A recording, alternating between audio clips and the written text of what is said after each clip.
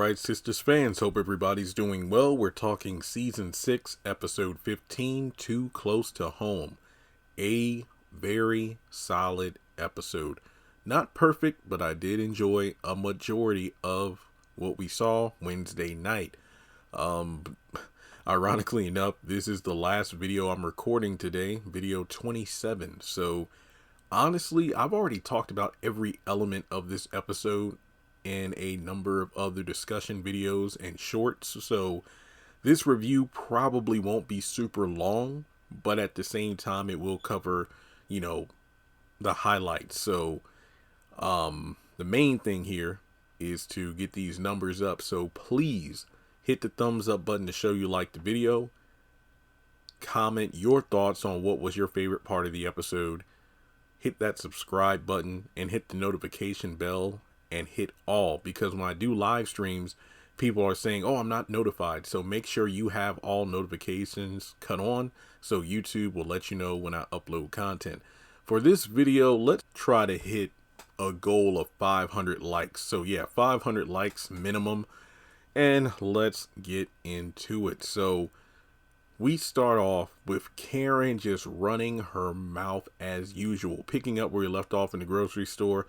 Zach and Fatima, with everything going on with little Michael, they do not have the time nor energy nor desire to get into it with Karen, who feels obligated to know who little man is and what's going on.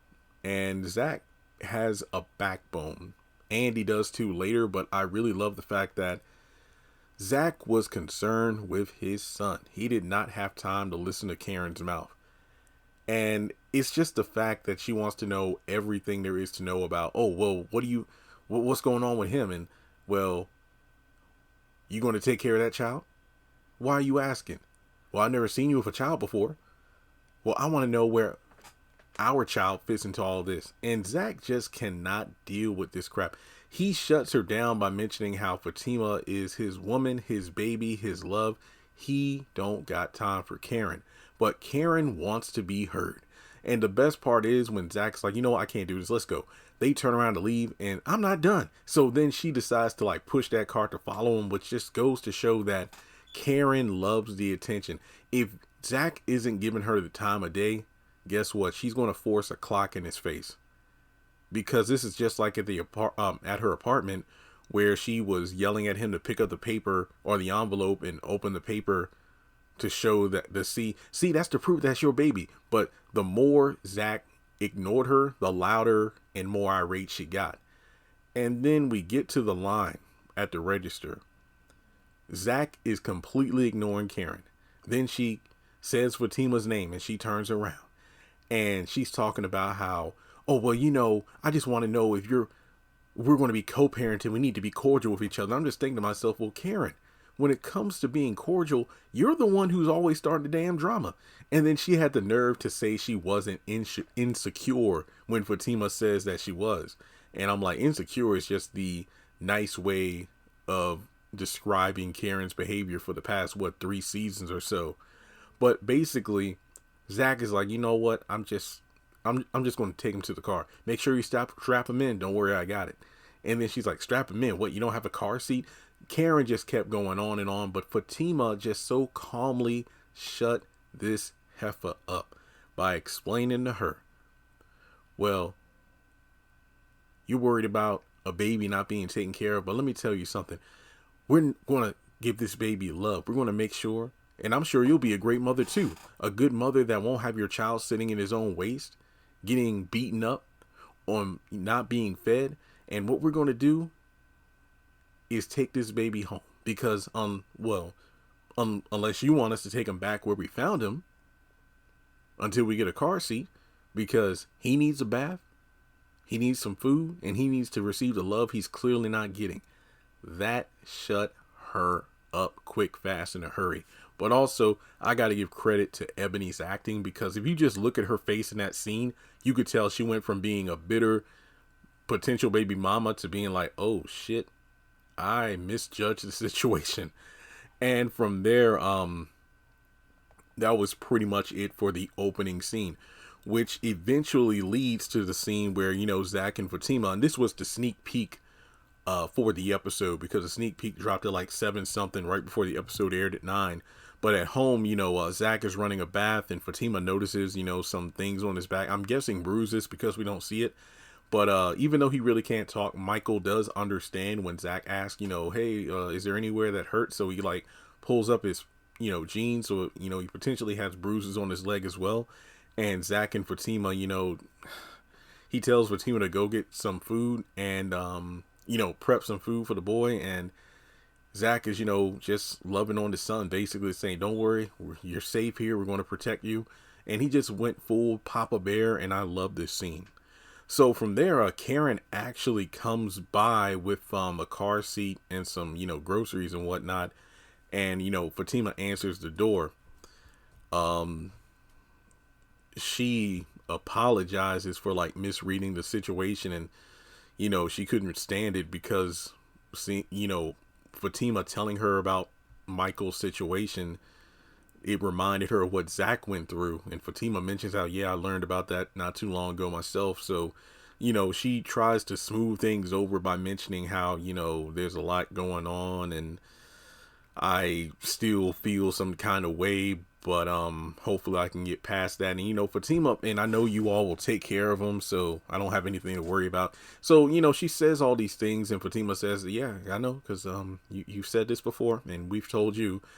And for as much as I like the scene, because I did like the scene, it's just that I kind of gave Karen the side eye. Same when she talks with Andy the following morning, due to the fact that Karen really isn't saying anything we haven't heard at least 3 or more times before. It's great that this, because again, the acting from all parties involved in this scene was great, but it's just the fact that how long before Karen goes back to her old ways? What's that thing that's going to piss her off and just send her back to her old self? Given that we've gotten a lot of different things over the past since season 6B started, where characters are seemingly written off, plot points are completely shifted around, and some are ended and others are beginning with new characters coming into play. Trust and believe, I would love for this episode to be the beginning of Karen's growth, because the proof is in the pudding. She's saying all the right things and she's acting calm. But again, we've seen this a number of times before. The proof is in the pudding. Let these changes take effect. I'm not looking for a complete and sudden overhaul of her personality. If it takes a little time, it takes a little time. And I'm okay with that. Baby steps. No pun intended. It's just the fact that she gave the car seat and everything, but I just hope the old Karen doesn't resurface where she'll get pissed off and try to throw it in Zach's face. Like, I bought that little bastard a car seat and whatnot. What about Zach? That Zach, what about when I did that? Because you know how she is. Hell, she might even threaten to try to take the damn seat back. Well, I need it for my baby, our baby. It's like, I just hope that is not the case. But, I'll try to enjoy this nice Karen while we still have her. But yeah, so Fatima does invite her in, but she says no because she feels like, maybe someday when I move past the Zach stuff. But yeah, I don't really think it's a good time. And honestly, I'm not a bigger fan of Fatima inviting her in anyway. But hey, at least she invited her in as opposed to Karen bursting in like she did. Well, Fatima did at her house, but whatever. So from there, good grief. We actually, cause I'm talking about scenes that are relevant to specific characters back to back to back.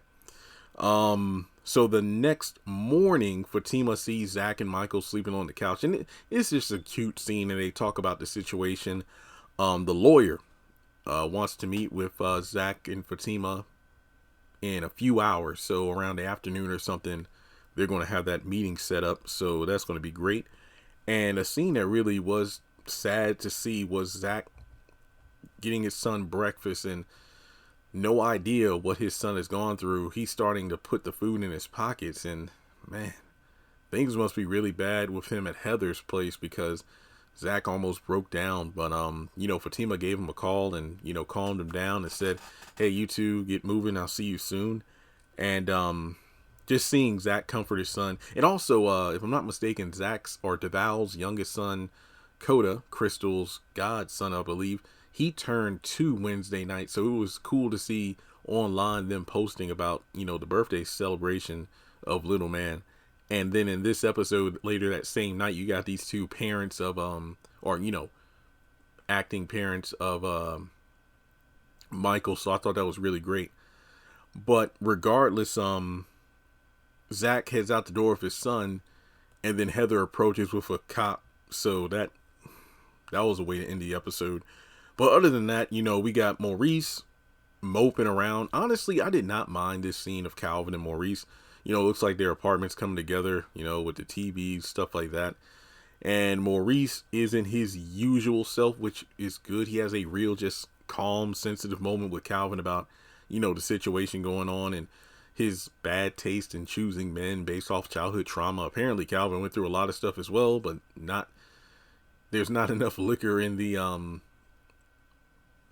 apartment so he can talk about it. But it's like, I love you, Calvin. It's like, I love you too, Maurice. So it's not, Maurice didn't really ruin the scene, thankfully. It was like hey, we'll make it through this. So then the next day, Sabrina comes over that morning, and it just really confused. This entire scene threw me off. Novi looked great in that green though, but the entire scene threw me off because Sabrina's just moping the whole time, even more than Maurice. And essentially, she says that, okay, well, you were right about bio and whatnot, homophobic, yada, yada, yada. And then the lawyer didn't show up because he, bio didn't want to help him out. And then she mentions how, yeah, I didn't like what he was saying, and he was talking about revoking bail.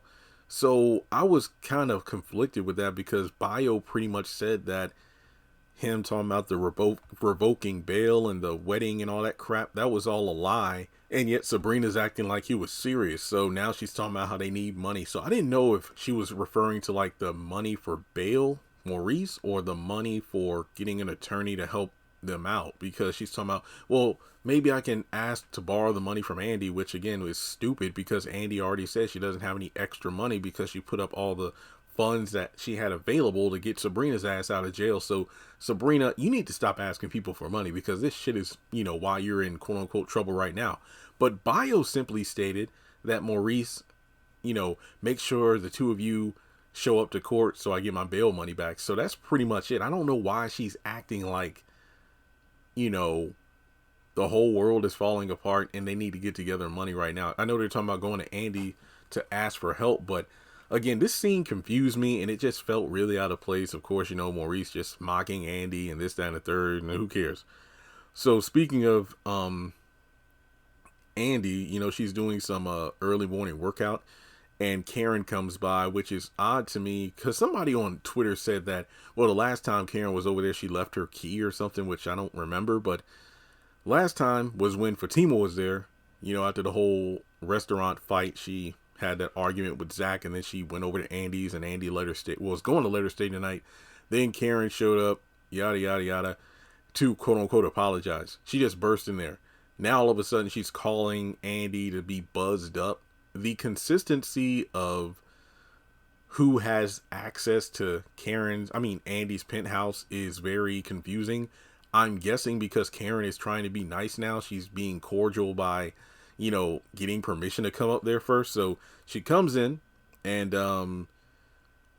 so first of all, she actually, is stunned that Andy is showing backbone. Again, I got to give her props for that because she is rightfully pissed off at Karen's behavior. It's like, which Karen am I speaking to today? And it's like, I should still be mad. And she was like, well, I apologized and whatnot. I'm like, you apologized under your breath, and then you called all the girls bitches and told them to leave. But she's like, come on, you ain't gonna hold that against a pregnant woman, are you? You only got to deal with it for like another 7 months. So that was like a soft confirmation that Karen is 2 months pregnant, give or take.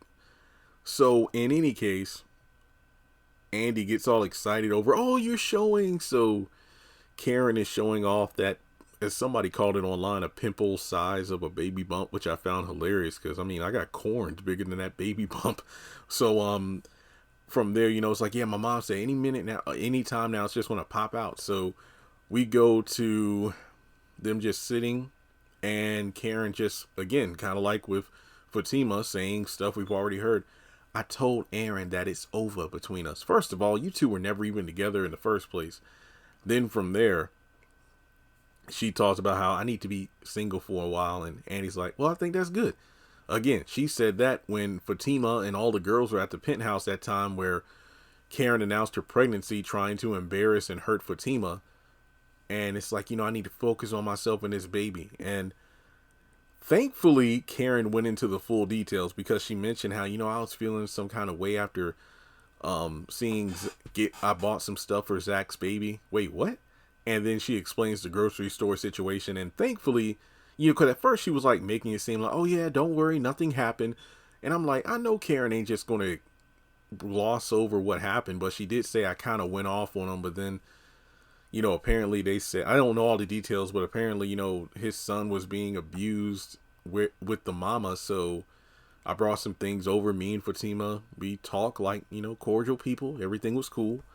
And then she's like, yeah, because, me and Zach, things didn't work out. So, that's over now. And I just need to move forward. And I'm thinking, again, we've heard this before. Is it really over? Is it really over? In Karen's mind, I mean. So from there, she's afraid of going through all of it alone. And she did say, well, I ripped up the check that Zach gave me for repairing the salon. And Andy said, well, I can loan you the money. And I'm thinking, but didn't Andy already loan Karen the money to get the salon in the first place, and she was paying her back slowly? I don't know. Her ass should have got insurance on the place again after she took it off. So from there, she says, I'm going to the salon, and Andy needs to shower, so she heads to work. Where when she sees Fatima, there are some flowers from Jordan. And also with Karen, they talk about the date. Andy tells Fatima the date was well, and Fatima was like, oh, y'all rode the bus? That sounds like a scrub to me. Way to judge, Fatima. Way to judge. Then, of course, Fatima brings up the supermarket situation and the Jekyll and Hyde personality that Karen is displaying, but also brings up how I need about 30 minutes for a meeting with a lawyer over the custody thing with Zach. But don't worry, everything you need me to do, half of it I already got done, so I'm just giving you a heads up on that. And that's about it. Aside from that is the Danny stuff. First of all, this chick just sneaks in the middle of the night. Preston is actually sober now. But, of course, Danny's kind of telling half-truths. She does reveal, oh, yeah, well, me and Sabrina went out with Andy because she had a dating app date. We just wanted to make sure the guy was okay. Then after that, we saw this person selling flowers on the street because he asked about the flower in her hair, and she said, I want to shower, so you go ahead and get some rest. So she goes to the bathroom, and she get a text, and she's smiling. Preston comes in, but she brushes it off when he says, oh, it's a text from the girls. So yeah, the next morning Danny is rushing to leave 2 hours early to get to work, and Preston just wants a timeout so they can check in because Danny's acting weird, and he just doesn't want to have a situation where he wakes up one day and she wants him out of the house. And Danny goes back to her classic routine. Whenever Preston wants to have a serious conversation and voice some of his concerns, she deflects. Oh, you're talking about me acting funny? Well, Preston, what about when you did this? And it's like, it's not about Preston. He wants to talk about how you're acting, Danny, because that's going to influence the future of you two. It's like the fact that she's like, what do you mean check-in? It's only been a few days. I mean, yeah, well, you only been in a relationship for one day and you're already doing sneaky shit behind his back. So I guess they kind of work things out. He wants some sugar and then she heads out. But yeah, Danny's acting funky as always when it comes to Preston instead of having a real conversation. So with that being said, that's the episode as a, in a nutshell. I pretty much enjoyed it for the most part. Some things like the Sabrina thing kind of confused me. Danny reverting to her old ways. I mean, that's the way of the world, right? But in any case, let me know your thoughts on Too Close to Home. Like and subscribe. Please, let's hit 500 likes, and I'll catch you in the next video.